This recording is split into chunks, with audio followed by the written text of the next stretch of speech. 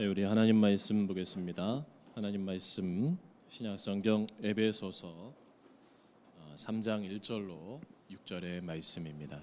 에베소서 3장 1절로 6절 말씀. 신약성경 312면에 있습니다. 우리 한 절씩 교독하도록 하겠습니다. 이러므로 그리스도 예수의 일로 너희 이방인을 위하여 갇힌 자 된 나 바울이 말하거니와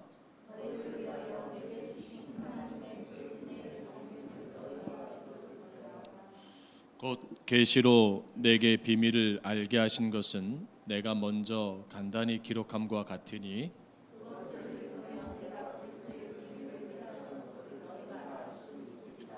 이제 그의 거룩한 사도들과 선지자들에게 성령으로 나타내신 것 같이 다른 세대에서는 사람의 아들들에게 알리지 아니하셨으니 이는 이방인들이 복음으로 말미암아 그리스도 예수 안에서 함께 상속자가 되고 함께 지체가 되고 함께 약속에 참여한 자가 됨이라. 아멘. 할렐루야. 네, 우리 앞에 사분에게 인사하겠습니다. 사랑합니다. 축복합니다. 인사하겠습니다.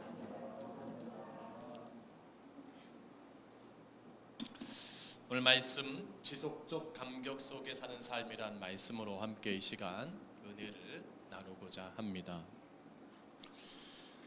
한 영혼이 생기가 있고 열정적으로 헌신적으로 살아갈 수 있는 것은 의무도 아니고 법도 아니고 체면도 아니고 진정 웃을 수 있는 것, 흥분되고 가슴 뛰게 하는 것들이 있어야 된다는 말이 있습니다.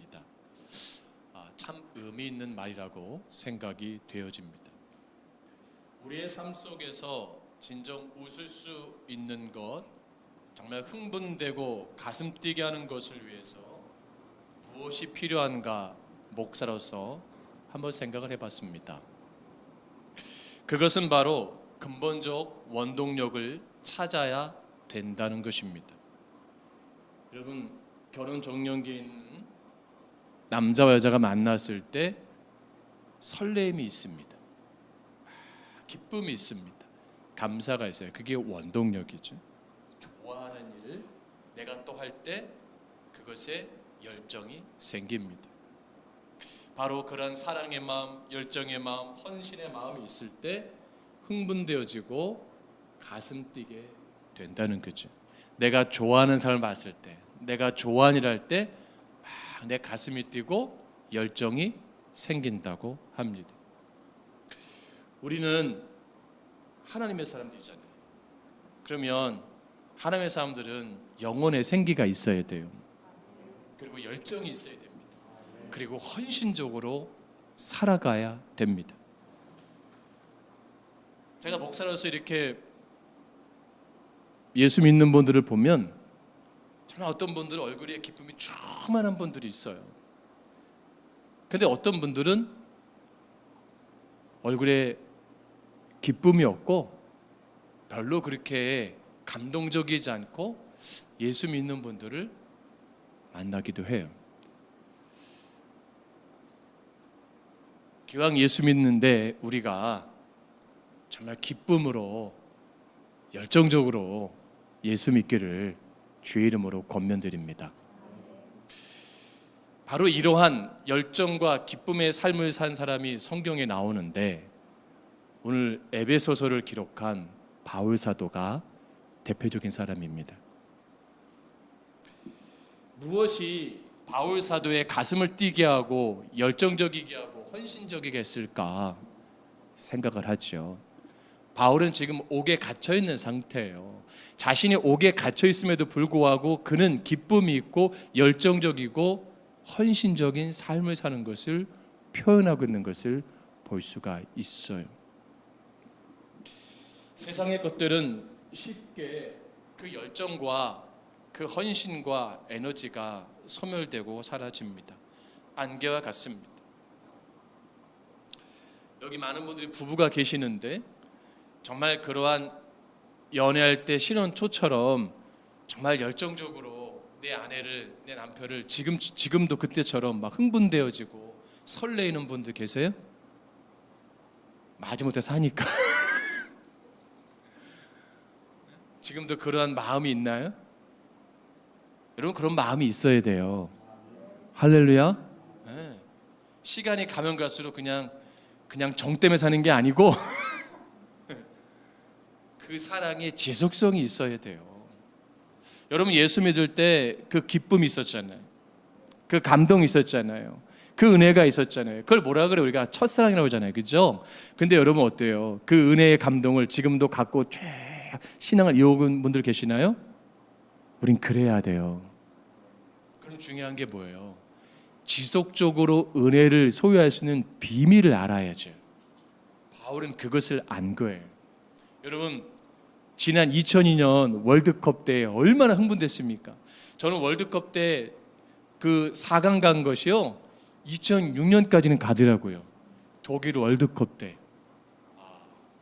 그때까지는 됐는데 그 이후로는 지금 뭐 가끔 스포츠 TV에서 2002년 월드컵 방송을 쳐줘도 감동이 안 돼요. 영원할 것 같은데 정말 지속적으로 행복할 것 같은데 그렇지 않아요. 여러분 이 문재인 정부도 이제 2년 남았어요. 3년이 지나고 시작할 때 얼마나 좋았어요. 그죠? 우리 아내하고 TV 보는데 취임할 때 보니까 얼굴에 기쁨이 충만해. 비서실장 새로 취임할 때 얼굴이 막 기쁨이 충만해. 지금은 다 사표 내잖아요. 영원할 것 같은데 그도 이제 은퇴를 준비해야 돼요. 그러니까 사람들이 점점 이제 그 대통령에서 다른 사람으로 옮겨가요. 대권 후보자에게 막 쏠려가는 걸 봐요. 여러분 우리는 그렇게 살면 안 됩니다. 우리는 그렇게 예수 믿으면 안 돼요. 우리는 그렇게 살아도 안 되는 거죠. 세상의 것들은 잠깐 유익이 있어요. 근데 영원하지 못하는 걸 우리가 너무 잘 알고 있어요. 근데 우리가 이 잠깐의 유익에 너무 많이 취해서 너무 많이 마음과 생각을 빼앗겨서 우리의 삶을 그르칠 때가 많다는 거죠. 세상의 부귀영화 모든 것을 소유한 사람이 아마 성경에 보면 솔로몬이 아닌가 생각이 됩니다. 근데 이 솔로몬이 노후에 이렇게 기록하잖아요. 전도서 1장 2절에서 전도자가 이르되 헛되고 헛되며 헛되고 헛되니 모든 것이 헛되도다. 그렇게 전도서를 시작해요. 그리고 전도서 마무리 뭐라고 하는지 아세요? 전도서 12장 8절에서 또다시 이렇게 말합니다. 헛되고 헛되도다. 모든 것이 헛되도다. 전도서 시작할 때도 헛되다고 시작했고 마무리할 때도 헛되도다 하면서 마무리하고 있어요. 여러분 사자성어 중에 일장 충몽이라는 말이 있어요. 이게 뭡니까? 한바탕 봄에 꾼 꿈처럼 인생의 헛된 영화 혹은 덧없음을 가리키는 사자성어예요. 또한 남가 일몽이라는 말이 있습니다. 한바탕 헛된 꿈 또는 헛된 즐거움에 대해 비유되는 말이에요. 이것이 전도자가 말한 헛되고 헛되며 헛되고 헛되도다. 모든 것이 헛되다. 동일한 말이 아닌가 생각이 되죠. 우리가 과연 영원토록 감격해야 되고 기뻐하며 설레게 하는 이유를 가진 사람일까? 만약 잃어버렸다면 우리의 삶이 굉장히 의미가 약해질 거예요. 그렇게 살아간다면, 그런 믿음 가운데 산다면 기쁨이 없을 거예요. 그러면 아까도 말씀드렸지만 영원토록 감격하고 기뻐하고 설레게 하는 이유, 오늘 바울이 그것을 본문에서 잘 증명하고 있습니다. 그것은 뭐예요? 성취될 수밖에 없는 하나님의 경륜과 그 내용을 깨달을 때 감격하게 된다는 거죠. 여러분 2절 보세요. 2절에 이런 표현이 나오죠. 하나님의 그 은혜에 뭐예요? 경륜이라는 말이 나와요. 여러분 또 9절 말씀 보세요. 9절 말씀도 이렇게 표현합니다. 쭉 보시면 뭐예요? 같이 9절 말씀 보겠습니다. 시작. 영원부터 만물을 창조하신 하나님 속에 감추었던 비밀의 경륜이, 할렐루야. 2절과 9절에서 경륜이라는 단어를 사용했어요. 자, 이 단어가 헬라어로 오이코노미아란 말인데 이 말에서 경제라는 이코노믹이라는 단어가 나왔어요. 경륜은 즉 오이코노미아는 오이코스 집과, 오이코스는 헬라어로 집이라는 말이거든요. 네모는 뭐예요? 운영하다, 경영하다. 그러니까 집을 뭐예요? 잘 운영하고 집을 잘 경영하는 게 뭐예요? 경륜이에요. 경륜. 그러니까 대통령도 경륜 있는 사람이 해야 돼요. 그래야 나라의 집을 뭐예요? 잘 운영하고 인도할 수 있어요. 그런 표현이에요. 그러니까 집을 잘 운영하고 잘 관리한다는 게 경륜인데, 그러니까 하나님의 경륜은 뭐예요? 하나님의 집의 광범위한 경영 계획이에요. 그러니까 뭡니까? 성도의 집과 교회를 뭐예요? 하나님 뭐예요? 잘 운영하시고 잘 계획하시고 잘 이끌어 주신다.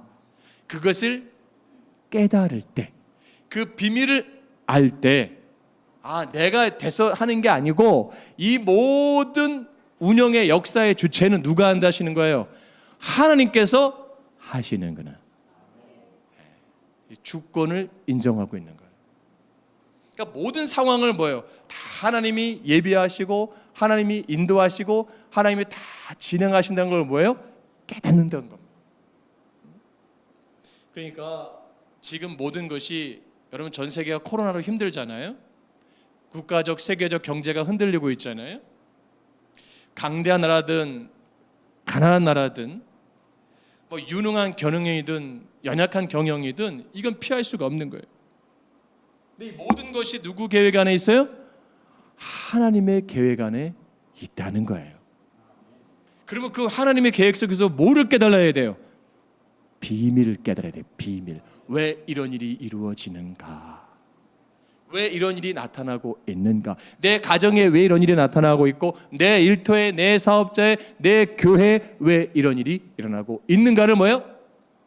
깨달아야 한다는 겁니다. 그거를 깨달을 때 뭐예요? 기쁨이 있어요. 감사가 있어요. 그 깨닫는 건 여러 가지죠. 그 깨닫는 가운데 하나님이 원하는 게 진정 뭘까요? 돌이키는 겁니다. 돌이키는 거. 턴하는 거예요. 그게 뭐예요? 회개하는 거예요. 회개. 하나님의 뜻과 내가 잘못 살았구나. 하나님의 계획과 전혀 상관없는 계획으로 내가 인생을 살아가고 있구나. 그렇게 가정을 끌고 가고 있고, 그렇게 내가 교회를 이끌어가고 있구나. 내가 신앙생활하고 있구나. 결국 뭐예요? 내 뜻대 내 생각대로 하니까 뭐예요? 결국 다 무너진다는 거죠. 그러니까 전도자가 말한 게 뭐예요? 헛되고 헛되도다. 내가 잘한 것 같지만, 내가 계획한 것 같지만, 내가 계획하고 내가 잘한 것 모든 것은 뭐예요? 다 헛되다. 바울은 그것을 잘 깨달았던 겁니다. 정말 여러분의 삶의 주권이 하나님께 있습니까? 여러분 인생의 모든 주권이 하나님께 달려있던 것을 고백하십니까? 이게 바로 칼빈주의예요. 이게 개혁주의입니다. 이게 장로교 신앙교백 교리입니다. 내 심장을 하나님께 드립니다. 제네바의 그 교리에 나오지 않습니까? 칼빈에. 내 모든 것을 드릴 수 있는 분. 그럼 그런 고백이 왜 나올까요? 하나님의 경륜의 비밀을 깨달으니까.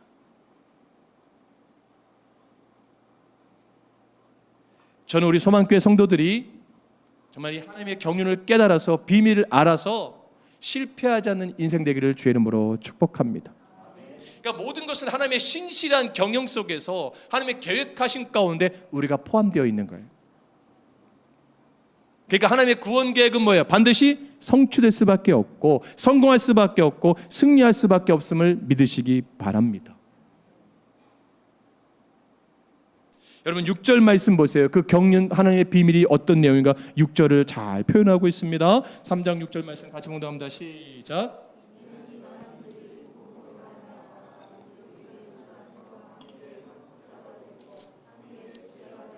함께 약속에 참여한 자가 됩니다. 아멘. 자, 이게 바울이 딱 깨달은 거예요. 뭐예요? 그 누구도 과거가 어떠하든지 소유가 어떠하든지 배운 것이 어떠하든지 외모가 어떠하든지 혈통이 어떠하든지 출신이 어떠하든지 지역이 어딘지 그게 중요한 게 아니라 그리스도 안에서 하나님의 은혜로 하나님 나라의 축복을 상속을 받는 자가 되게 하셨다. 이게 비밀이에요. 비밀. 하나님이 영적인 상속자, 동일한 상속자가 되게 만드셨다. 그게 하나님의 은혜고 비밀이다. 그것이 풍성한 약속이다.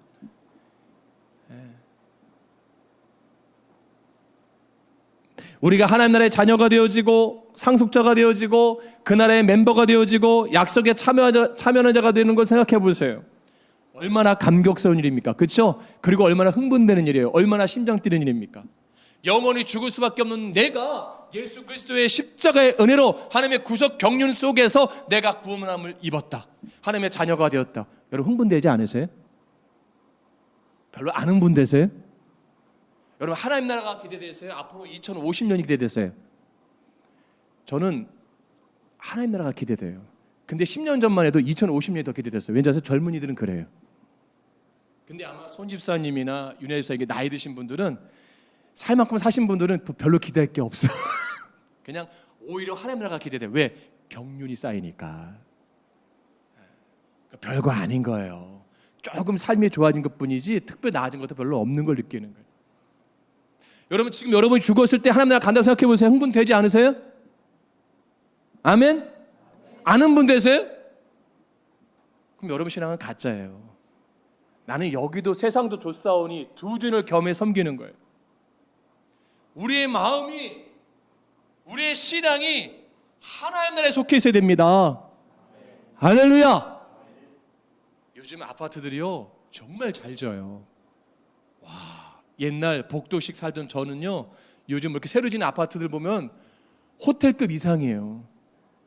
와, 정말 집들을 잘 져요. 저도 어렸을 때 부모님이 집을 살 때 딱 들어갈 때 막 설레었어요. 그래서 그 아파트를 질 때 막 올라갈 때도 가서 구경했어. 그 올라가는 거 보고 막 층수에 저거 부장받은 게 나오니까 그걸 보고도 막 설레이더라고. 집을 짓는 거에 내 집에 쫙 있다는 그 기분. 여러분 안 그러세요? 여러분 태어날 때 다 자기 집 갖고 태어났습니까? 저는 그랬어요. 저는 그랬어요. 괜히 좋은 거예요. 막 기쁜 거예요. 막 흥분되어지고. 세상 사는 집도 그렇게 흥분되어지고 그렇게 설레이고 입주 날짜를 기다리고 막 가슴 뛰는데 여러분 하나님 나라 생각해 보세요. 이거 흥분 정도가 아니죠. 가슴 뛰는 정도가 아니죠. 주체할 수 없는 거 아닙니까? 여러분 이 기쁨이 있으세요? 이게 뭐예요? 구원의 기쁨. 할렐루야. 네. 거듭남의 비밀이에요. 이게 구원의 기쁨이 내 안에 은혜가 있을 때 이 모든 것을 하나님 나라에 속한 그 신앙 고백의 삶을 살 수 있는 거예요. 그게 뭐래? 영원한 기쁨, 지속적 기쁨. 이게 바울 사도가 경험하는 걸 고백하는 거예요. 이 은혜를 에베소 교회뿐만 아니라 이 시대의 모든 교회, 특별히 소망교회 성도들에게 외치는 말씀이에요. 구원의 기쁨이 있느냐? 나는 감옥에서도 예수로 말미암아 너무너무 기쁘다. 그러면서 이제 마지막으로 뭘 고백합니까? 그러면서 예수로 말미암아 뭐예요? 영원한 생명. 그 생명을 살리는 구원의 통로가 된 것을 깨달을 때 나는 감격할 수밖에 없다. 바울은 뭐예요? 연약한 거예요. 부족한 거예요. 근데 하나님께서 나를 통하여 이 부족하고 연약한 자를 통해서 구원의 통로가 되게 만드신 그 하나님 은혜에 뭐예요? 감격하고 있는 거예요. 할렐루야. 여러분 자신이 하나님의 자녀가 된 것도 감사한데 여러분을 통해서 뭐가 되게 하셨다고요? 구원의 통로가 되게 하셨다. 여러분 이게 얼마나 큰 은혜인 줄 아십니까? 여러분 7절 말씀 보세요. 7절 말씀에 다 이게 그것을 신앙 고백하잖아요. 같이 공동합니다. 시작. 이 복음을 위하여 그의 능력이 역사하시는 대로 내게 주신 하나님의 은혜의 선물을 따라 내가 일꾼이 되었노라. 할렐루야. 일꾼이 되었다는 거예요. 구원의 통로가 되겠다고 고백을 하는 거예요. 누구의 능력으로? 하나님의 능력으로. 그 능력이 구원의 경륜에 내가 속해 있으므로 그 역사하시는 대로 일꾼 되었다. 바울도 이방인에 대한 거부감과 감당할 수 없는 마음들이 있었어요. 왜? 그는 누구보다 전통적인 유대교주의자잖아요. 헬라인이잖아요. 얼마나 혈통으로나 모든 것이 율법에 완벽한 자였습니까? 이방인과 겸상도 안 했던 사람이에요. 대화도 안 섞던 사람이에요. 근데 그가 지금 이방인의 사역을 하고 있어요. 누구로? 하나님의 은혜의 구원의 경륜으로. 할렐루야. 일꾼이 되었다. 내가 상상하지 못한 일을 하게 만드시는 그 능력을 경험하는 거예요. 할렐루야. 그러니까 주님 말씀하죠. 내 이웃을 내 몸같이 사랑하라. 상상할 수 없는 일이에요. 그런데 주님의 은혜가 임하면 그 일이 가능해져요.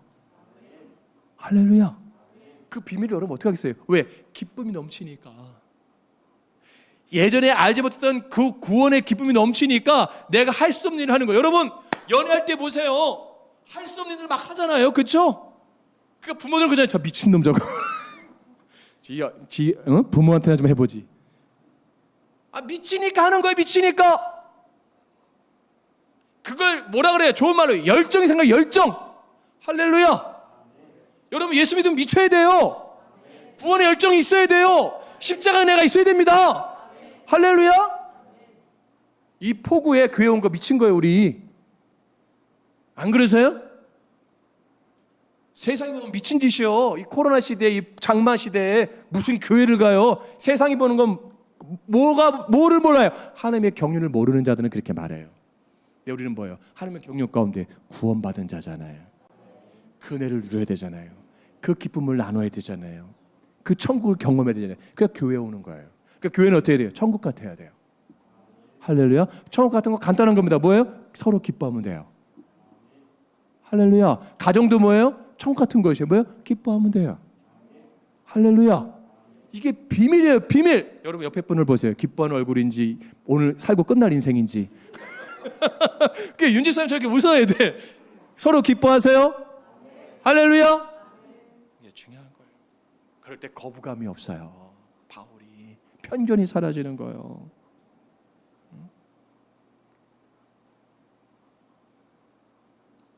그 은혜가 충만할 때 한두 번 스마일, 한두 번 미소, 한두 번 칭찬, 한두 번 격려, 한두 번 위로 아니에요. 그거를 지속적으로 할 수 있는 뭐가 생겨요? 사랑과 섬김의 지구력이 생기는 거예요. 누구처럼? 예수님처럼. 바울은 그걸 깨달은 거예요. 나 같은 사람을, 나 같은 죄인을, 죄인 중에 괴수라고 하잖아요. 죄인 중에 괴수, 죄인 중에 죄인인 나를 어떻게 예수님이 나를 구원하시고 나를 변화시키고 사도 삼아 주셨을까? 또 자기 생각은 죽었다 깨도 이해가 안 되는 거예요.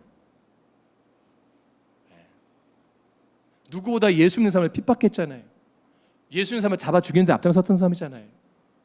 그 열정이 대단했던 사람이에요. 복음에 아주 그냥 그 율법에 열정적인 사람이에요. 근데 이제는 뭐예요? 예수로 변화된 거예요. 그 열정이 예수로 바뀐 거예요. 할렐루야. 그러니까 주님 말씀하잖아요. 누구보다 하나님을 더 사랑하는 것은 문제가 된다고 표현하잖아요. 자식도 더 하나님보다 사랑하면 안 돼요. 왜? 열정이 바뀌기 때문에. 예수님이 그런 말씀하실까? 여러분 고민 안 해보세요? 말세에는요 자기 사랑하기를 누구보다 더 사랑해요? 하나님 살보다 사랑하는 시대가 된대요. 자기 사랑하는 거를. 요즘 시대가요 자기 사랑의 아주 완판 시대 아닙니까? 그러니까 자기를 투자하는 건 전혀 아까워하지 않는 시대예요. 그렇죠? 나를 위해 투자하는 거는 정말 너무너무 행복한 시대예요. 나를 얼마나 사랑하는 시대인지 몰라요. 이런 시대에, 자기 사랑하는 시대에 하나님을 사랑하라고 그 열정을 요구하니 많은 사람들이 어때요? 힘든 거예요. 어려운 거예요. 나 사랑이 바쁜데 하나님 사랑하는 걸 내가 어떻게 힘들어요. 그러니까 그거 왜 열정이 다 죽은 거예요. 찬양도 있잖아요. 나 주님의 기쁨 되기 원하네. 할렐루야. 내가 원하는 한 가지 주님의 기쁨이 되는 것. 아주 찬양은 그럴듯하게 해요. 근데 그 열정의 자리 헌신에 나오려면 주저하잖아요. 왜 그러지 아세요? 나를 하나님보다 더 사랑하니까. 그게 어느 때 여러분 쉽게 표현했으면 집사님 저분이랑 좀 같이 앉아주세요. 자매 저 형제랑 같이 앉으세요. 오늘서 교회를 그만둬야지. 아니 어떻게 앉으래도 뻔히 알면서 내가 저 사람 싫어하는 거 알면서 어떻게 저기 앉으라 그래 목사님. 아니 형제의 모습 속에 찬양하고 자매의 모습 속에 찬양하고 그거 가야죠. 아멘. 가야죠. 누구처럼? 바울처럼, 예수님처럼. 예수님 바울 찾아왔잖아요.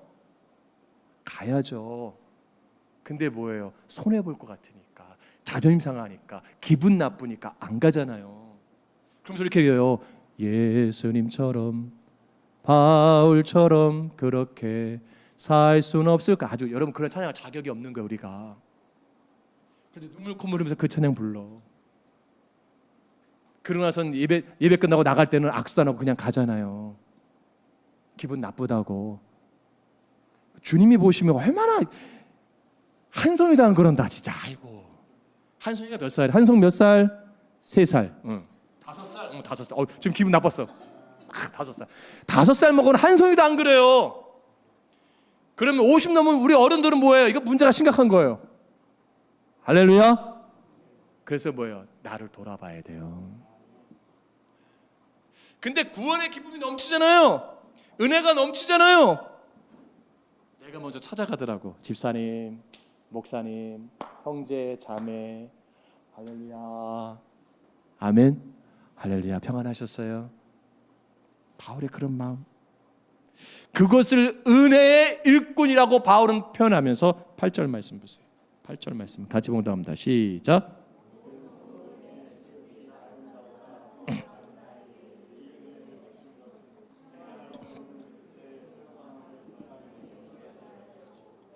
아멘.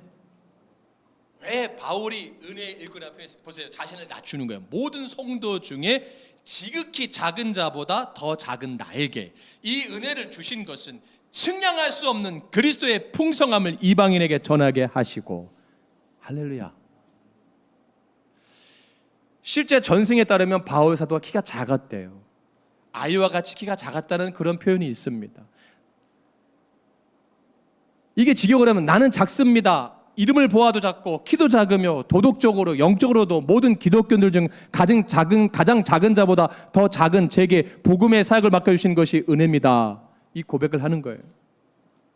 육체적으로나 정신적으로나 도덕적으로나 영적으로 작은 사람이었어요. 근데 그를 누가 사랑하셨다는 거예요? 하나님이 사랑하셨다는 거예요. 하나님의 구원의 경륜 속에서. 그래서 누가 찾아오셨다는 거예요? 인카네이션 대신 예수 그리스도가 찾아오셨다는 거예요. 그리고 자신을 뭐예요? 일꾼을 세워주셨다. 나를 사도로 불러주셨다. 이것이 은혜다. 할렐루야. 여러분 우리가 잘 아는 하나님의 연약한 자 중에 구약 인물 가운데 대표적으로 쓰신 분이 누구예요? 다윗 아닙니까? 다윗을 썼어요. 네. 그가 골리앗을 무너뜨립니다. 다윗이 골리앗을 쓰러뜨릴 수 있던 결정적인 이유가 뭐죠? 물맷돌? 아닙니다. 물맷돌을 던진 겁니까? 아닙니다. 뭐예요? 하나님의 절대적인 도우심이 있었기 때문에 가능한 거예요. 할렐루야. 물맷돌의 능력이 있는 게 아니에요. 하나님이 절대적 주권으로 도우셨으니까 가능한 거지. 근데 우리는 뭐예요? 자꾸 물맷돌을 생각한단 말이에요. 기술적인 걸 생각한단 말이에요. 경험을 생각한단 말이에요. 배움을 생각한단 말이에요. 가지고 있는 소유를 생각한단 말이에요. 그게 아니고 그게 없어도 하나님이 함께 하시면 능치 못함이 없는 거예요. 이게 믿음의 시각입니다. 뭐가 있어야 되는 게 아니에요. 하나님의 구원의 경륜 속에서 우리가 포함될 때 하나님 내가 쓰임받기를 원합니다. 그 은혜가 내 안에 심장이 뛰어야 돼요. 그래서 전도자들의 영혼들은 뭐예요? 육체는 고달프고 육체는 힘들지만 눈빛이 살아있는 거예요. 얼굴빛이 살아있는 거예요. 기쁨이 있는 거예요. 영혼에 대한 애끓는 마음들이 있는 거예요. 내가 용감하다고, 내가 뭘 잘 던진다고, 내가 좋은 독을 가져서 되는 게 아닙니다. 내가 좋은 집안에 태어났다고, 내가 좋은 학벌이 있다고, 외모가 있다고 다 되는 게 아니에요. 전적인 하나님의 은혜로 되어지는 겁니다. 이게 뭐예요? 신앙 고백이에요. 그러면 이런 고백하는 분들과 주변에 보잖아요. 그렇죠? 그런 배우들, 스포츠인들을 보게 됩니다. 근데 그분들 다 그래요. 얼마나 뛰어난 선수들입니까? 얼마나 연기를 잘합니까? 근데 그들 한결같이 고백합니다. 야, 다 하나님께 영광되고 하나님의 은혜입니다. 난 할 수 없었습니다. 하나님이 하셨습니다. 멋있는 표현 아닙니까? 왜요? 그들은 실제 그 경험 속에서 뭘 경험하는 거예요? 자신들의 한계를 경험하는 거예요. 그 한계 속에서 그것을 이끌어갈 수 있는 힘을 주시는 분이 누구냐? 하나님인 것을 경험하는 거예요.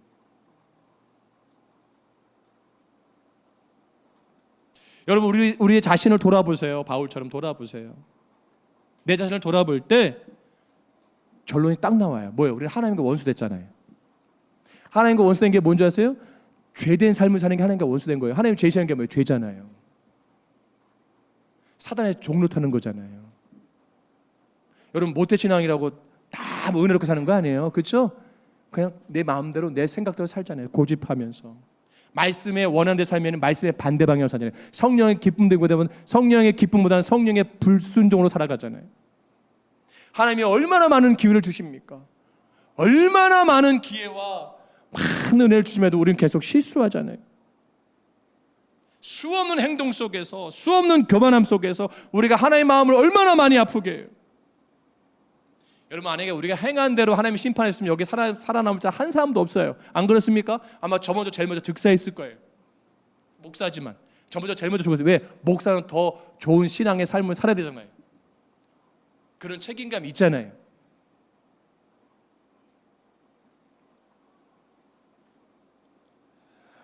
바울이 그것을 깨달은 겁니다. 그래서 죄인 중에 괴수요, 도덕적으로 영적으로 작은 자 중에 작은 자일 수밖에 없다라고 자신을 딱 낮추며 고백하는 거예요. 그런데 그런 나에게 다시 기회를 주시고 다시 서 있게 해주시고 다시 불러서 다시 하나님의 도구가 되게 해주시고 다시 사용해 주신 그 감사의 그 은혜의 고백을 하는 거예요.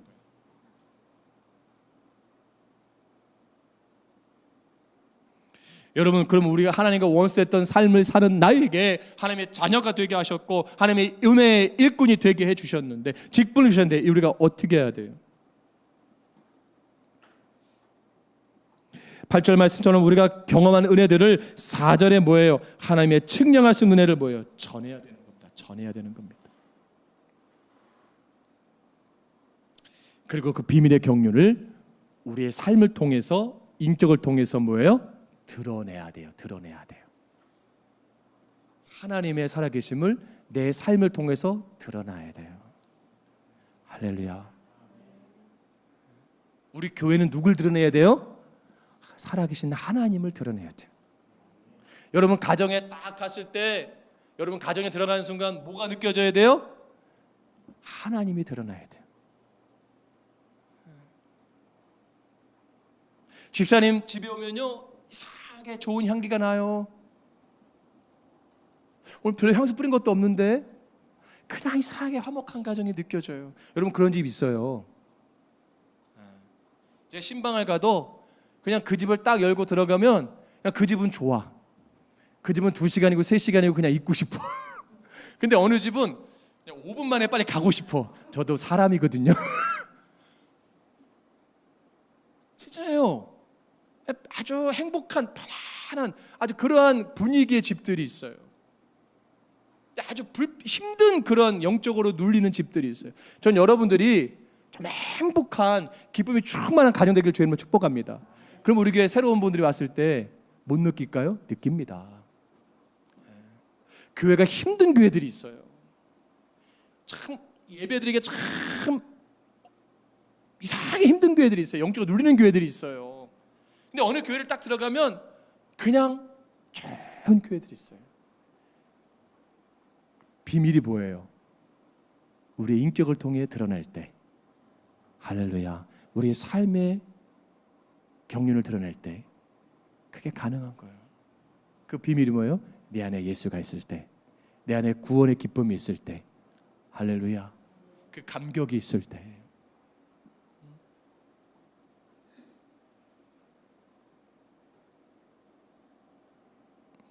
하나님의 축복을 경험하는 그 삶이 되기를 주의 이름으로 축복합니다. 우리가 기왕 예수 믿는 거 하나님의 은혜를 경험하며 살아야 됩니다.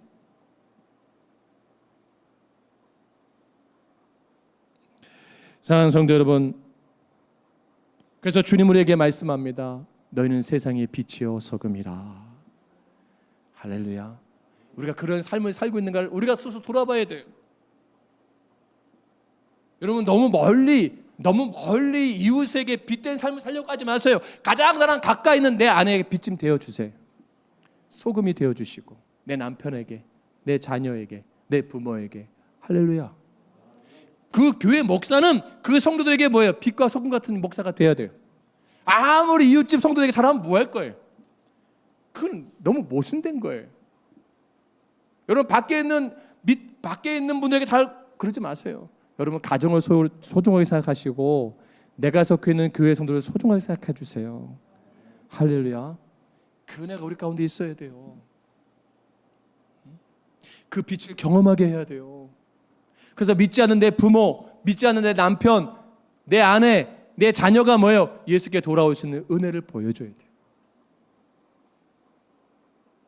시편 84편 10절에 주의 궁정에서 한 날이 다른 곳에서 첫날보다 나은즉 악인의 장막의 고함보다 내 하나님 문지기로 있는 것이 좋사오니. 야, 이 고백이요 엄청난 고백 아닙니까?